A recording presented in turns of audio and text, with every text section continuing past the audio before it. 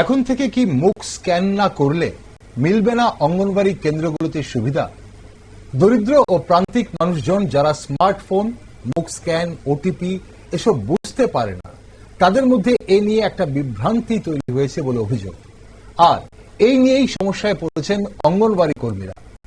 দেশের অঙ্গনবাড়ি কেন্দ্রগুলোতে পোষণ অভিযানের অধীনে ফেশিয়াল রেকগনিশন সিস্টেম অর্থাৎ FRS চালু করেছে কেন্দ্র সরকার।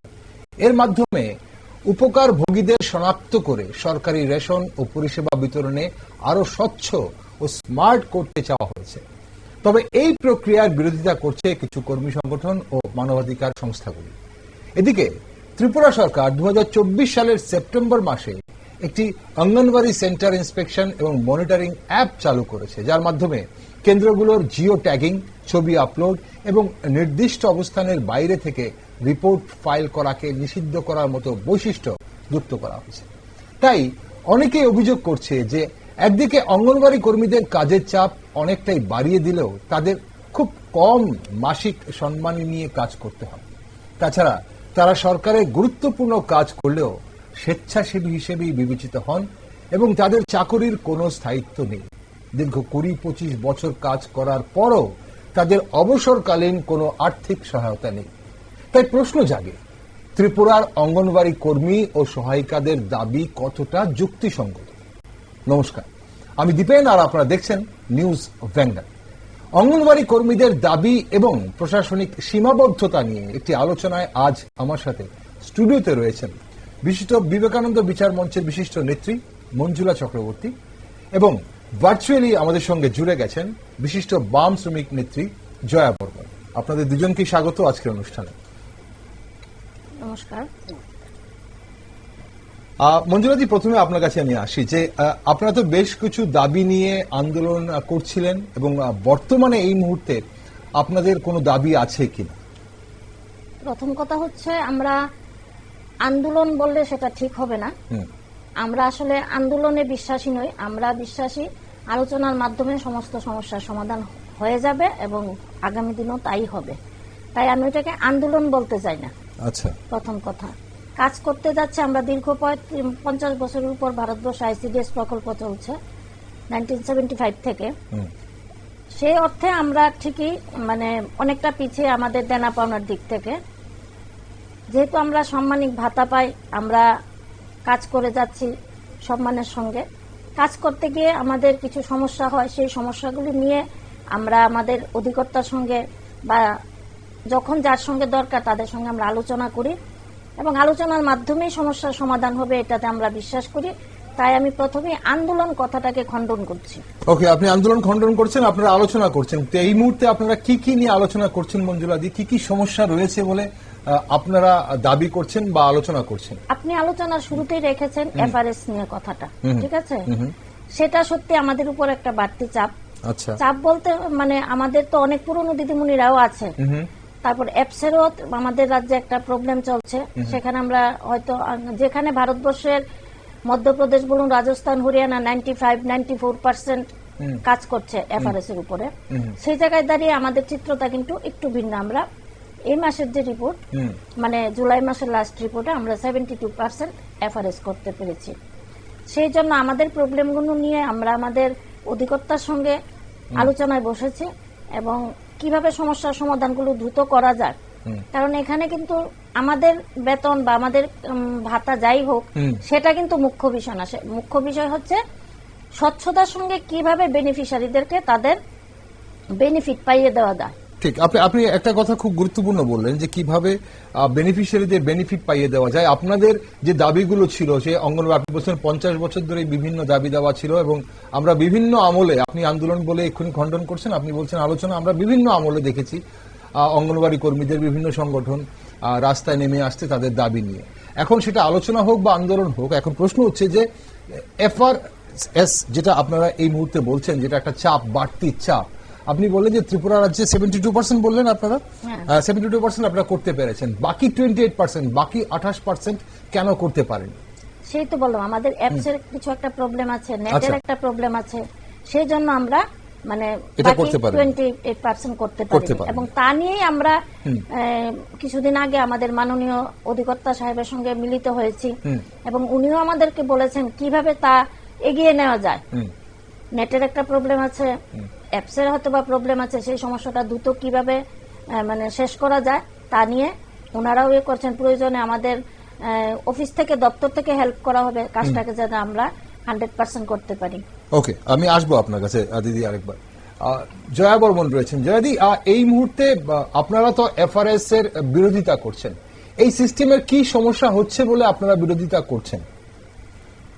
নমস্কার, আমি সকলকে, যারা দর্শক আছেন তাদের সকলকে এবং বিশেষ করে নিউজ ভ্যানগার্ডকে খুব ধন্যবাদ জানাচ্ছি, শুভেচ্ছা জানাচ্ছি যে আপনারা এই বিষয়টি ত্রিপুরার সকল মানুষের সামনে তুলে ধরার জন্য আমাদের একটা সুযোগ করে দিয়েছেন। আমরা পত্রপত্রিকায় লিখছি, রাস্তায় নেমে আমরা আন্দোলন করছি, কারণ আমরা যে দর্শন নিয়ে শ্রমিক আন্দোলন করি তাতে আমাদের শ্রেণী আন্দোলন মুখ্য বিষয়।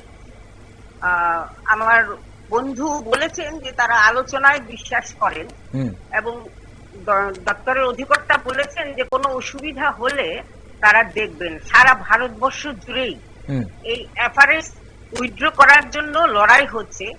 আমরা যে অঙ্গনওয়াড়ি ফেডারেশনের এফিলিয়েটেড, এই এফিলিয়েটেড সংগঠন গত কয়েকদিন আগে আমাদের যে কেন্দ্রের মন্ত্রী আছেন, নারী ও শিশু কল্যাণ মন্ত্রী অন্নপূর্ণা দেবীর কাছে গেছিলেন এবং তারা এই সমস্যাগুলো তুলে ধরেছেন। খুব ভালো বিষয় আপনারা তুলেছেন এফআরএস এর কথা। এবং আমার বন্ধু বললেন যে তারা সহযোগিতা করবেন, আমি জানি না তিনি জানেন কিনা।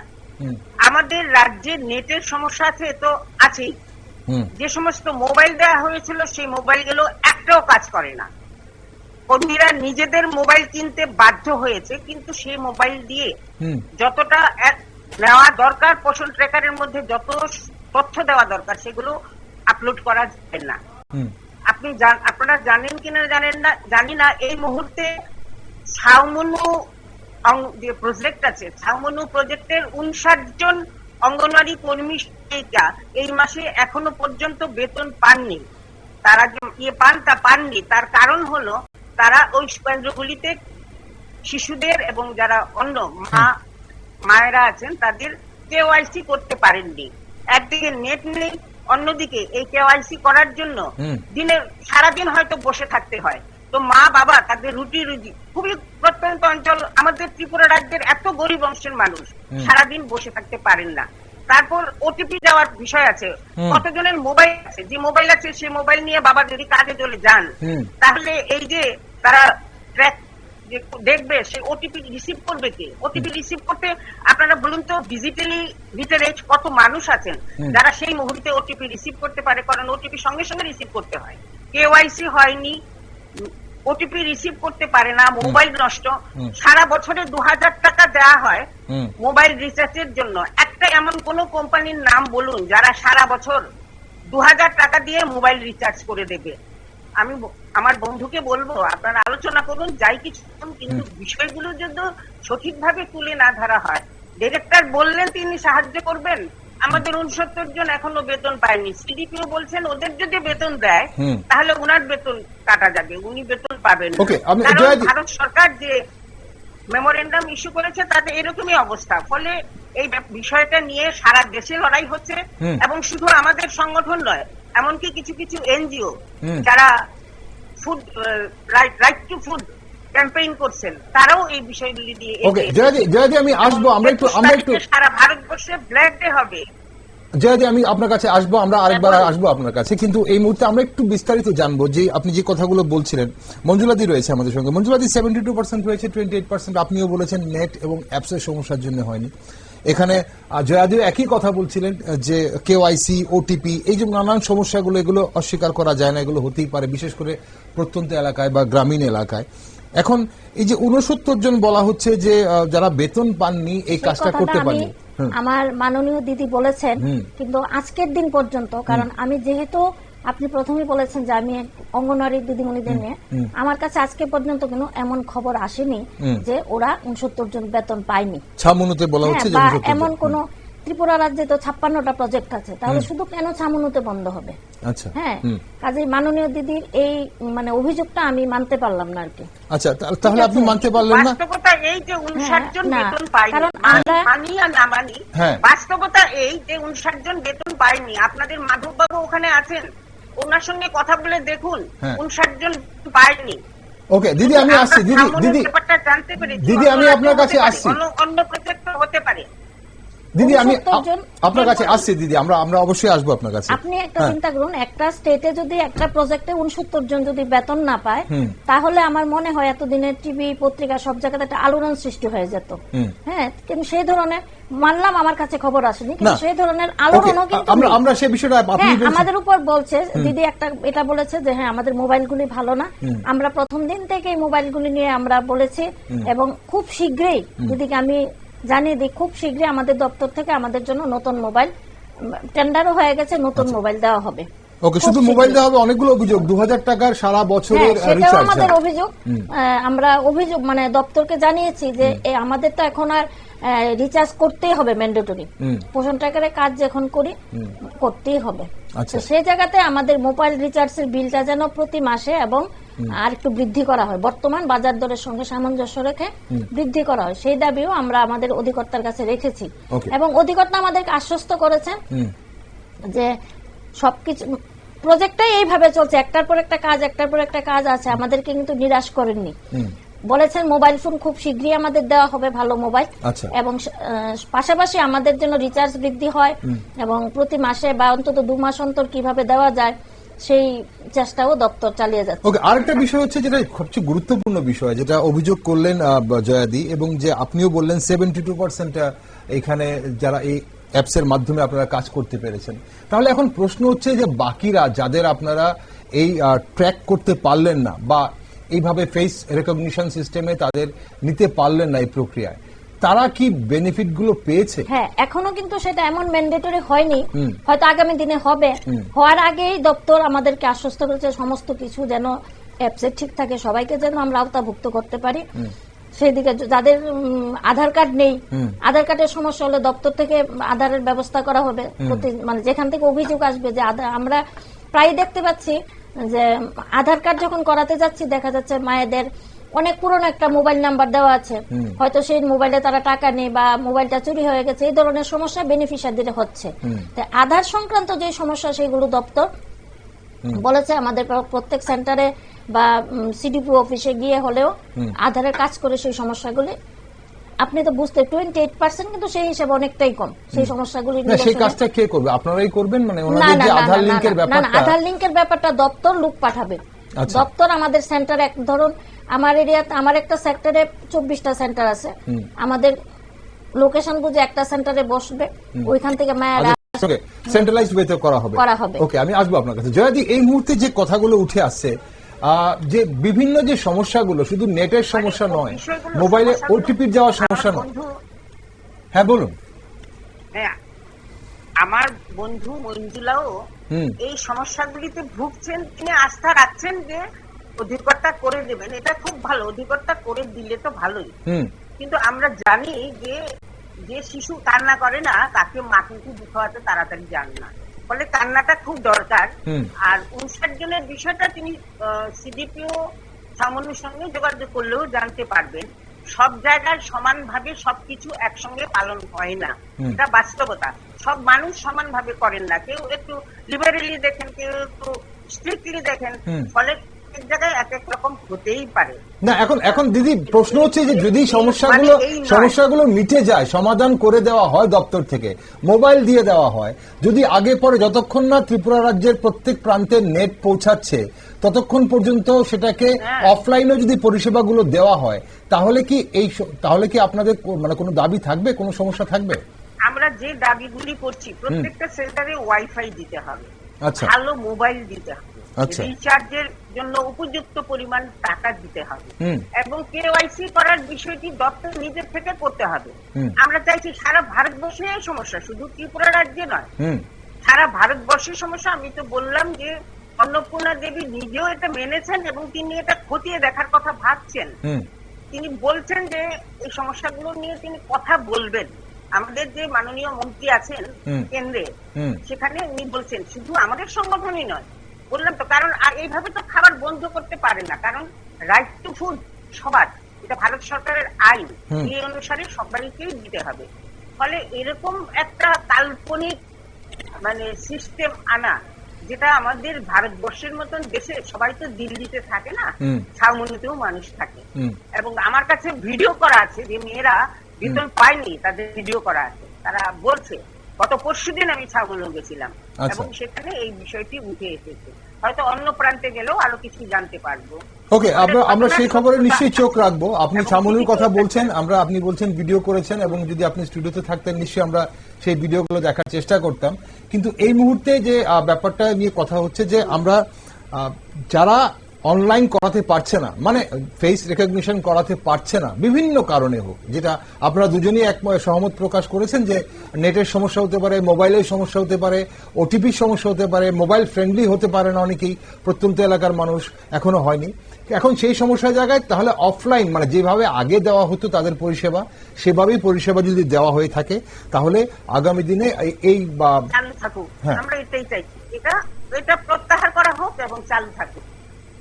আমাদের বন্ধু মঞ্জুলা সমস্যাগুলির সঙ্গে সহমত পোষণ করছে, কিন্তু বিষয়টা শুধু হলো যে তারা আবেদন নিবেদনের খেলা সাজাতে চায়। আর আমরা মনে করি যে ভারতবর্ষের নাগরিক হিসাবে আমাদের দেশের 8 কোটি শিশু যারা এই আমাদের সেন্টারগুলিতে এসে নিউট্রিশন পায়, তাদের কোনোভাবেই যাতে বঞ্চনা করা না হয়, এর জন্য সারা 50 বছর ধরে সেন্টার কাজ শুরু হয়েছে, প্রজেক্ট শুরু হয়েছে। 50 বছর ধরে আমরা লড়াই করছি এবং লড়াই করে আমাদের অনেক অধিকার অর্জন করতে পেরেছি। আমার ডাইরেক্টর বলেছেন আর করেছেন এর মধ্যে অনেক তফাৎ থাকে, তাই না? করেননি কিন্তু এখনো সবকিছু। ওকে, আলোচনা চলছে। হ্যাঁ, একদম। ওরা এতই আমাদের ভালোবাসেন, তাহলে শুধু এফআরএস নয়, অন্য বিষয়গুলি নিয়েও তাদের দাবি আছে। আমি জানি তাদের ডেপুটেশনের কথা পরের দিন আমাদের বলেছেন ডাইরেক্টর। ফলে কোনো মীমাংসা হচ্ছে না, এটা তো হলোই না। ওকে দিদি, আমরা যেটা জানার আছে, আপনারা আন্দোলন তো করছেন এবং আপনারা এটার দাবি রাখছেন, কিন্তু আইনি কোন ধরনের পদক্ষেপ কি আপনারা নিচ্ছেন? আমরা চিন্তা ভাবনা করছি আগামী 22 তারিখে শুধু আমাদের সংগঠন নয়, দিল্লিতে একটি পাবলিক হিয়ারিং হবে, যেখানে দিল্লির আশেপাশের যে রাজ্যগুলি আছে সেখান থেকে আমাদের সংগঠন বা যে কোনো সংগঠনের হোক, তারা আসবেন এবং এফআরএস সম্পর্কে তাদের অসুবিধার কথা বলবেন। আমরা চাইছি যে আমাদের এই এফআরএস চালু করতে গিয়ে আমাদের যে খাদ্যের অধিকার থেকে আমাদের 8 কোটি শিশুকে বঞ্চনা করার জন্য যে ব্যবস্থা সরকার নিতে চলেছে, এই বিষয়টি নিয়ে আইনি পদক্ষেপ নেওয়ার জন্যও আমরা চিন্তা ভাবনা করছি। আমাদের সংগঠন দিল্লিতে এই চিন্তা ভাবনা করছে। 22 তারিখ পাবলিক হিয়ারিং এর পরে হয়তো একটা সিদ্ধান্ত হবে, কিন্তু 21 তারিখে সমস্ত সংগঠনগুলো, শুধু আমাদের সিআইটিউর সংগঠন নয়, সমস্ত সংগঠনগুলো এই বিষয়ে তাদের প্রতিক্রিয়া জানাবে। তারা এই দিনটিকে কালো দিবস হিসেবে মান্য করে এফআরএস উইথড্র করার জন্য দিল্লি এবং সারা দেশেই তারা দাবি জানাবে। ওকে ওকে, আসবো আপনার কাছে। মঞ্জুলাদি, এই বিষয়ে আপনার আলোচনা চলছে। আমি প্রথমে বলছি, মানে আমাদের ভারতবর্ষ যেখানে উন্নত, আমরা সবাই জানি যে ভারত ধাপে ধাপে বিভিন্ন অর্থনীতি থেকে শুরু করে সামরিক সমস্ত দিক দিয়ে ভারত কিন্তু অনেকটা এগিয়ে গেছে। সেই দিকে স্বচ্ছতার জন্যই তো এফআরএসটা করা হচ্ছে না, স্বচ্ছভাবে যাতে দেওয়া হয়। তো ভারতবর্ষ যেখানে অন্য স্টেটগুলি 95-97% করেছে, আমরা কেন পারবো না প্রথমেই ধরে নিচ্ছি। আর এখনো তো এমন হয়নি যে আমরা ওদেরকে দেব না কিছু। সরকার তো প্রচেষ্টা চালাচ্ছে যে আমরা সবার কাছে খাদ্য পৌঁছে দেব, তার জন্য স্বচ্ছতা আনা দরকার, এফআরএস করব এবং কিভাবে সেই এই যে বলা হচ্ছে 8 কোটি শিশুকে বা যে তাদের এই যে অধিকার থেকে বঞ্চিত করার জন্য এটা করা হচ্ছে, এটা কোন ভিত্তিতে? না না, দিদির এই কথাটার সঙ্গে আমি সহমত হতে পারছি না। কারণ ভারত, আমি তো বললামই প্রথমে, আপনি ঘেটে দেখতে পারুন যে ভারতবর্ষের অন্যান্য স্টেটগুলি 97-96% করেছে, তো এফআরএস করেছে। আচ্ছা, আমরাও 72%, একবারে কিন্তু কম নয়, খুব একটা খারাপ নয় কিন্তু ত্রিপুরার পজিশনও। তাহলে কেন আমরা ধরে নেব যে এটা বাদ দিতে হবে বা এটাকে, যেখানে আমার ভারত এইভাবে এগুচ্ছে, আমি ভারতের নাগরিক হিসাবে গর্ববোধ করছি। ওকে, তো সেই জায়গায় দাঁড়িয়ে এফআরএস দিয়ে আমার মনে হয় হতো আমি একটু ইন্টারেক্ট করছি। হ্যাঁ হ্যাঁ যদি দিদি এমনটাই হতো তাহলে হরিয়ানা, কর্ণাটক, অন্ধ্রপ্রদেশ, কি বলে যে কেরালা, সমস্ত ভাষী এবং দক্ষিণ ভারতের রাজ্যগুলিতে দলে দলে মহিলা গিয়ে, আমাদের অঙ্গনওয়াড়ি কর্মী সহায়িকারা গিয়ে ধর্ণা করছেন, কথা বলছেন, এবং 21 তারিখও হবে। আমি, আমার বন্ধু হয়তো জানেন না, এই এফআরএস করার জন্য, কেওয়াইসি করার জন্য উত্তরপ্রদেশের শাহিনবাগে আমাদের একজন অঙ্গনওয়াড়ি কর্মী ডাকতে গেছেন। কারণ একটা করছে যে একটা সেন্টারে হবে কেওয়াইএস। সামনেতে যেমন বললো যে আমি 100 টাকা ভাড়া দিয়ে এসে, কোন বেনিফিশিয়ারি 100 টাকা মানিপুর থেকে আসতে গেলে 100 টাকা ভাড়া লাগবে, কে পারবে এত টাকা দিয়ে কেওয়াইসি করতে? একটা সেন্টারে তারা করছে। তো যাই হোক, এখানে আমি দিদির কথাটা একটু ইন্টারাপ্ট করছি। 100 টাকা ভাড়া তো প্রশ্নই ওঠে না, কারণ আমাদের যে এরিয়া সেন্টারগুলি এমন জায়গাতে যে আমার এতটুকু এরিয়া আমাদের নির্দিষ্ট থাকে, সেন্টারটাও মিডলে থাকে, সেন্টারটাও মিডলে থাকে, 100 টাকার ভাড়া প্রশ্নই উঠছে না। না ঠিক আছে দিদি, 100 টাকার ভাড়া বা কোন সেন্টারে হবে সেটা কেওয়াইসির ব্যাপার। কেওয়াইসি প্রত্যেকটা আলাদা সেন্টারই হয়, আমার সেন্টার আমারটা হবে, প্রত্যেকটা সেন্টারেই কেওয়াইসি হবে বলা হচ্ছে। মানে দিদি এখন তাহলে 100 টাকা ভাড়া কেন লাগবে? ভাড়া লাগবে না, ভাড়ার কথাটা আমি ধরে নিলাম। হ্যাঁ, আমি তর্কের খাতিরে ধরে নিলাম যে হলো, কিন্তু আসলে আমাদের যে প্রত্যন্ত অঞ্চলগুলি কেন্দ্র আছে, আমি অনুরোধ করব আপনারা একদিন কাঞ্চনপুর, ডামছড়া, ছাউমনু এইসব অঞ্চলগুলিতে ঠিক দিদি, আমরা এই আলোচনাই করলাম। এই 28% যে বাদ পড়লো, এই যে 28% বাদ পড়লো, এটা তো কিন্তু এই যে অঞ্চলগুলো যেখানে প্রত্যন্ত এলাকায়, যেখানে নেটের সমস্যা আছে, মোবাইলের সমস্যা আছে, অ্যাপসের সমস্যা হচ্ছে, এই 28%-এর মধ্যেই পড়ছে। এখন আপনারা আন্দোলনে নামছেন, আমার অনুষ্ঠানের সময় ফুরিয়ে গেছে দিদি। আপনারা 22 তারিখ বললেন যে সেন্ট্রালি আন্দোলনে নামছেন। পাবলিক হিয়ারিং হবে দিল্লিতে। আমাদের আরো অনেক সমস্যা, গ্র্যাচুইটি হয়নি। হ্যাঁ, মাননীয় আমার যিনি বন্ধু আছেন, ডাইরেক্টর মহোদয় তো সাংঘাতিক রকম আমাদের জন্য সহৃদয়। সুপ্রিম কোর্ট অর্ডার করেছে 2022 সালে, আমাদের ত্রিপুরা রাজ্য সরকার দেয়নি, আমরা লড়াই করলাম। তারপরে কেস হলো, কেসে ত্রিপুরা হাইকোর্ট রায় দিল গত 24-এর 1 জুন। আমরা ওকে দিদি, আমার অনুষ্ঠানে আমরা আজকে সেই বিষয়ে ঢুকতে পারবো না, আমার অনুষ্ঠানের সময় ফুরিয়ে গেছে। আমরা এফআরএস নিয়ে কথা বলছিলাম আজকে। আসলে লড়াই করে সবকিছু আদায় করতে হবে। ওকে, আপনারা ময়দানে আছেন, আপনারা আন্দোলন করছেন, আপনি অবস্থান জানিয়েছেন দিদি। আর মঞ্জুলাজি, একদম শেষ প্রশ্ন, গ্র্যাচুইটির কথাটা যেহেতু দিদি বললেন, গ্র্যাচুইটিটা এই মুহূর্তে কি পজিশনে আছে একটু যদি আমাদের বলেন, এবং অনুষ্ঠানের সময় ফুরিয়ে গেছে, 1 মিনিট সময় আছে। গ্র্যাচুইটিটা আসলে একটা সাংঘাতিক স্পর্শকাতর ইস্যু হয়ে আছে আমাদের জন্য। আমাদের সরকার একবারও আমাদেরকে বলেনি যে দেবেও না, আবার মানে এই ধরনের কিন্তু আমাদেরকে সরাসরি এখনো বলেনি। যেহেতু দিদি কোর্টে গেছেন, এখন সেই ব্যাপারটা কোর্টে আছে, সেটা নিয়ে এখন আমি কিছু বলতে পারবো না। ত্রিপুরা সরকার ওকে বলেনি, মুখে বলেনি, ত্রিপুরা সরকার ডাবল বেঞ্চে আপিল করেছে, সিঙ্গেল বেঞ্চের রায় মানেনি। সেই কথা বলতে গেলে তো অনেক কথা, সেই কথা যদি বলতে যাই, গ্র্যাজুইটি আমাকে অনেক দূর মানে দূর যেতে হবে, যেখান থেকে আমাদের অঙ্গনওয়াড়িদের সর্বনাশ শুরু হয়েছিল, সেই অনেক দূরে যেতে হবে। কিন্তু কারণ 1975-এ আমাদের সারা ভারতবর্ষে আইসিডিএস প্রকল্প চালু হয়েছিল। তখনকার ত্রিপুরা সরকার, তখন আমি খুব ছোট ছিলাম, আমি কিছু বুঝি না, আমি সংগঠনে আসার পর সেগুলো জানার চেষ্টা করেছি অঙ্গনওয়াড়ি কাজ করার পর। সেখানে দেখা গেছে আমাদের যে সরকার ছিল সেই সময় 77-এ 80-টাশি নাগাদ হবে, আমি ঠিক একুরেট বলতে পারবো না, কারণ সেই সময় আমি খুব ছোট ছিলাম, আমি স্কুলে ভর্তি হই। ঠিক আছে, আমরা বুঝতে পেরেছি, মানে সেই সময় আপনি বলছেন আগে অঙ্গনওয়াড়ি কর্মীদের আপনি বলছেন 1975-এ সামনেতে অঙ্গনওয়াড়ি কেন্দ্র, অঙ্গনওয়াড়ি প্রজেক্ট শুরু হয়েছিল, তখন আমাদের রাজ্য সরকার সেই অঙ্গনওয়াড়ির বিরোধিতা করে তারা সোশ্যাল এডুকেশন দপ্তরে বালুয়ারি সেন্টার চালু করেছে, যেখানে জুনিয়র ওসিরা অনেক টাকা বেতন পেত। সেই বিষয়গুলোতে যাওয়ার এই মুহূর্তে আজকে আমার সময় নেই, আমাদেরও সময় নেই। ঠিক, অসংখ্য ধন্যবাদ জয়াদি, অসংখ্য ধন্যবাদ। চালু হয়েছে তখন কমিউনিটি ডেভেলপমেন্ট ব্লক। জয়াদি, আমরা সামগ্রিক ব্যাপার নিয়ে জয়াদি আমরা অঙ্গনওয়াড়ি কর্মী এবং অঙ্গনওয়াড়ি সহায়িকাদের, জয়াদি অঙ্গনওয়াড়ি কর্মী এবং অঙ্গনওয়াড়ি সহায়িকাদের নানান রকম সমস্যা নিয়ে বিস্তারিত আলোচনা করার জন্য আমরা নিশ্চয়ই অন্য একদিন বসবো, আপনাকে অবশ্যই সেদিন চাইবো। আজকে আমার অনুষ্ঠানের সময় ফুরিয়ে গেছে। আজকে এফআরএস ছিল, এফআরএস আমাদের উদ্দেশ্য ছিল এফআরএস নিয়ে আলোচনা করা। আপনারা অবশ্যই এফআরএস নিয়ে আপনাদের অবস্থান স্পষ্ট করেছেন। মঞ্জুলাদি স্টুডিওতে আছে, মঞ্জুলাদিও করেছেন। একটা ভুল তথ্য সংশোধন করতে চাই। হ্যাঁ, আইসিডি বালুয়ারি সেন্টার হয়নি, 56 সারা ভারতবর্ষে কমিউনিটি ডেভেলপমেন্ট আপনি ভুল করছেন, আপনি আবার ভুল করছেন। ওকে, আমরা সেই বিষয় নিয়ে তর্কে আজকে আর যাচ্ছি না। ওকে, আপনি আবার ভুল অসংখ্য করছেন ধন্যবাদ, দিদি। অসংখ্য ধন্যবাদ জয়দি সঙ্গে থাকার জন্য। আমরা সেই বিষয় নিয়ে অন্য একদিন অবশ্যই বসবো। আমি কথা দিলাম আপনাদের, আমি কথা দিলাম দুজনকেই, আমরা অঙ্গনওয়াড়ির ইতিহাস নিয়ে, অঙ্গনওয়াড়ির বঞ্চনা বা সমস্যা যাই বলুন আপনারা, সেই সব ইতিহাস নিয়ে কথা বলার জন্য আপনাদের দুজনের সঙ্গে আরো একদিন বসবো। আজকের জন্য অসংখ্য ধন্যবাদ, আজকের জন্য অসংখ্য ধন্যবাদ, চলবে না। আজকের জন্য অসংখ্য ধন্যবাদ দিদি সঙ্গে থাকার জন্য। মঞ্জুলাজি আপনাকেও ধন্যবাদ। নমস্কার। দর্শক বন্ধুরা, আমাদের সমাজের নীরব সৈনিক অঙ্গনওয়াড়ি কর্মীরা ও সহায়িকারা, তারা শিশুদের পুষ্টি, প্রাথমিক শিক্ষা এবং মাতৃ স্বাস্থ্য রক্ষার দায়িত্ব পালন করে। ত্রিপুরা রাজ্যে হাজার হাজার অঙ্গনওয়াড়ি কর্মী ও সহায়িকারা প্রতিদিন অল্প বেতনে বিপুল দায়িত্ব পালন করে চলেছেন। তবুও তাদের কর্মজীবনে রয়ে গেছে অনিশ্চয়তা ও অবহেলার ছায়ায়। তবে তাদের দাবি যদি ন্যায্য হয়ে থাকে এবং সেই দাবি যদি পূরণ না হয়, তাহলে হয়তো সমাজের ভিত্তি দুর্বল হয়ে পড়বে।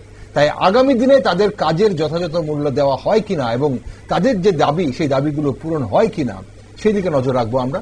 আর আপনারা সঙ্গে থাকুন, দেখতে থাকুন নিউজ ভ্যানগার্ড।